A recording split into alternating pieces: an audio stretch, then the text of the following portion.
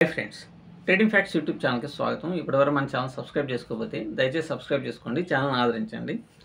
ఈ వీడియో ద్వారా నేను ఒక ముఖ్య విషయాన్ని అంటే ఇండియన్ మార్కెట్లో ఇంట్రాడే ట్రేడింగ్ చేసేటువంటి వాళ్ళకి కొన్ని నిజాలు అనేటువంటిది తెలియాలి అన్నమాట.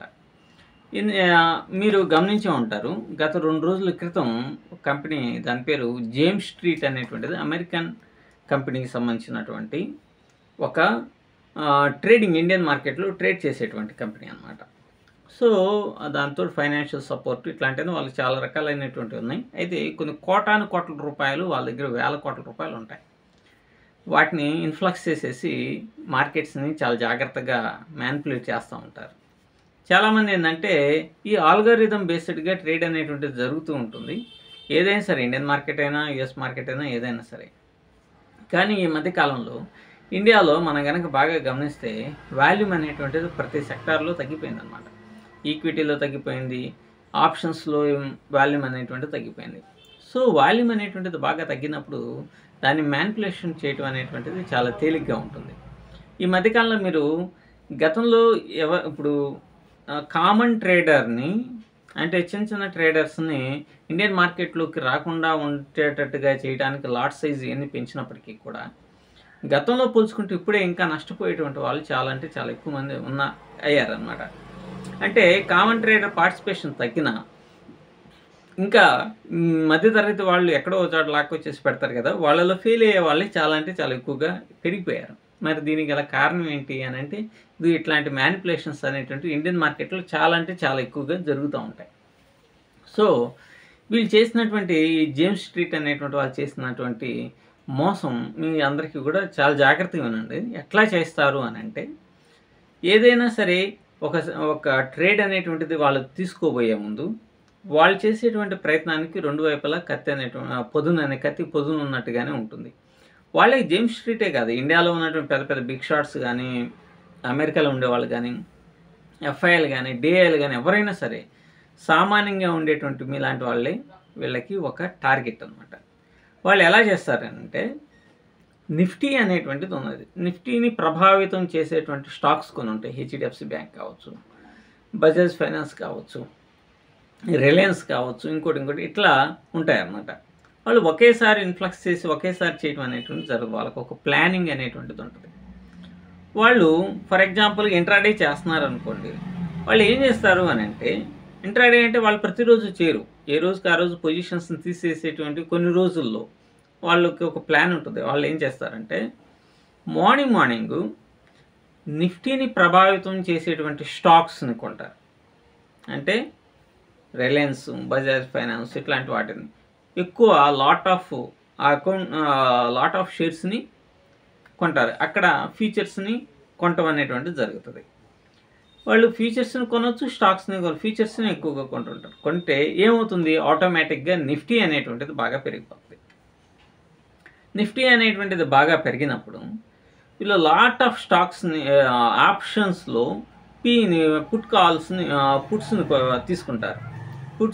ఆప్షన్స్లో పుట్స్ని తీసుకొని ఈవినింగ్ సెషన్స్ వచ్చేదాన్ని మీరు అప్పుడప్పుడు గమనిస్తూ ఉంటారా, మార్నింగ్ అంతా అట్లా పడతా ఈవినింగ్ ఒక్కసారిగా జంప్ అనేటువంటిది అవుతుంది. సో లేదంటే మార్నింగ్ నుంచి అంతా పెరుగుతా ఒక్కసారిగా సడన్గా ప్రైజెస్ అనేటువంటివి తగ్గిపోతాయి.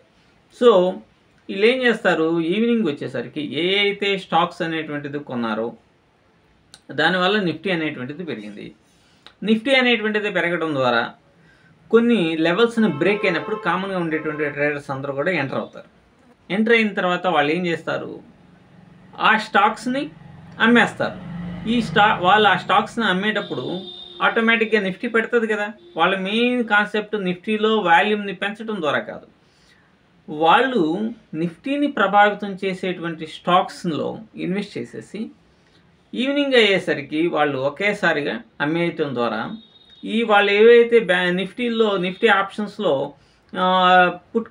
పుట్స్ని తీసుకున్నారు కదా, సో పీఈల్ని తీసుకున్నారు కాబట్టి అవి ఆటోమేటిక్గా పెరిగిపోతాయి. వీళ్ళు అక్కడ అమ్ముతారు. ప్రైజెస్ అనేటువంటి కొన్ని లెవెల్స్ దాటిన తర్వాత అక్కడ ప్రాఫిట్ వస్తుంది. ఎప్పుడైతే అక్కడ స్ట్రాంగ్గా అమ్మేసేస్తారో ఇక్కడ ఆప్షన్స్లో పీఈల్లో మంచి ప్రాఫిట్ అనేటువంటిది వేగంగా టైం డికే అనేటువంటిది లేకుండా వేగంగా నిఫ్టీ అనేటువంటిది పడిపోతే నిఫ్టీ ఆప్షన్స్లో కదలిక కూడా చాలా వేగంగా ఉంటుంది. సో ఆ విధంగా పడంగానే వెంటనే బుక్ చేసేస్తారు. బుక్ చేసేసుకొని వాళ్ళ ప్రాఫిట్ వాళ్ళు అనుభవిస్తారు. సో ఈ విధంగా జేమ్స్ స్ట్రీట్ అనేటువంటి వాళ్ళు చేసినటువంటి ఒక కుయుక్తులు అనమాట. దానితోడు వీళ్ళకి సపోర్ట్ చేసేటువంటి 3-4 కంపెనీస్ కూడా ఉంటాయి. వాళ్ళతో టైప్ అయ్యి వాళ్ళకి అవసరమైనప్పుడు వీళ్ళు కొంటుంటారు, వీళ్ళకి అవసరమైనప్పుడు వాళ్ళు అమ్మటం, ఇట్లాంటివన్నీ జరుగుతూ ఉంటాయి. సో ఇవన్నీ షడన్ ఆఫ్ మూమెంట్లో జరిగేటువంటి, దీనికి a technical concept, a technical knowledge ఇవన్నీ కూడా అక్కడ వర్కౌట్ అనేటువంటిది కావు. మీరు గమనిస్తే లాస్ట్ వెన్స్డే అనుకుంటా మార్కెట్ అనేటువంటిది పడి లాస్ట్ మూమెంట్లో సప్మల్ వేసింది. ఆ ఒక్కటి లెగడం చాలు, వాళ్ళంతా కూడా సెటరేట్ అయిపోతారు. ఈ విధంగా దాదాపుగా 4,800 కోట్ల రూపాయలు సంపాదించారు. 4,800 కోట్ల రూపాయలు అంటే ఇటువంటి ట్రిక్సే బిగ్ ప్లేయర్స్ అందరూ వేస్తారు. మరి ఈ డబ్బంతా ఎవరిది? కామన్గా మీది, నాది, మనలాంటి వాళ్ళది అనమాట. సో దీని మీద సెబీ కూడా యాక్షన్ అనేటువంటిది తీసుకుని వాళ్ళకి నోటీస్ అనేటువంటిది జారీ చేయడం అనేటువంటిది జరిగింది. వాళ్ళు కూడా రెస్పాండ్ అయ్యారు. ఇక్కడ ఉన్నటువంటి లూప్ హోల్స్ని ఇవన్నిటిని కూడా మానిటరింగ్ చేసి వాళ్ళ దగ్గర నుంచి మళ్ళీ 4,800 కోట్ల రూపాయలు తిరిగి రాబట్టి ఆ డబ్బులు ఎవరికి ఇవ్వాలా? పోగొట్టుకున్నట్టే లెక్క.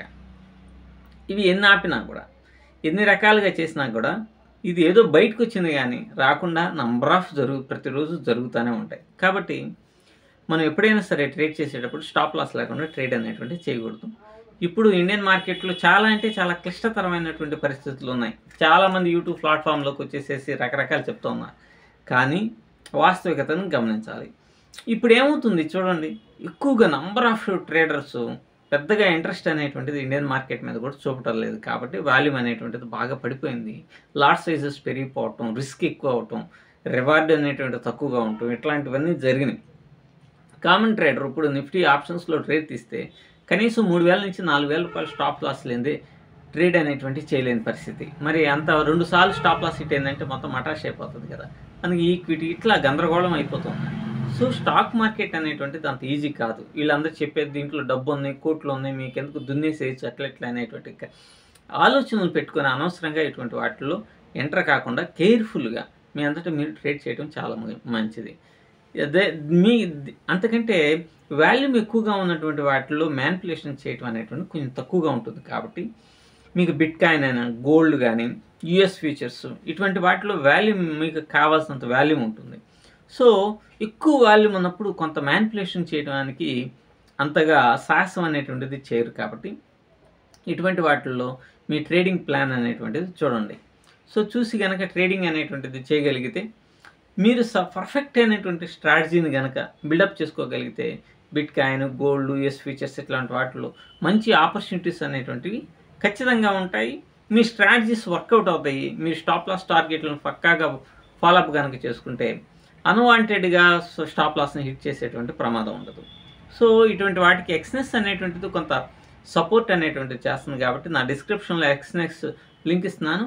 ఎవరైనా సరే ఇంట్రెస్ట్ ఉన్నటువంటి వాళ్ళు దాని ద్వారా అకౌంట్ను కూడా ఓపెన్ చేసుకోండి.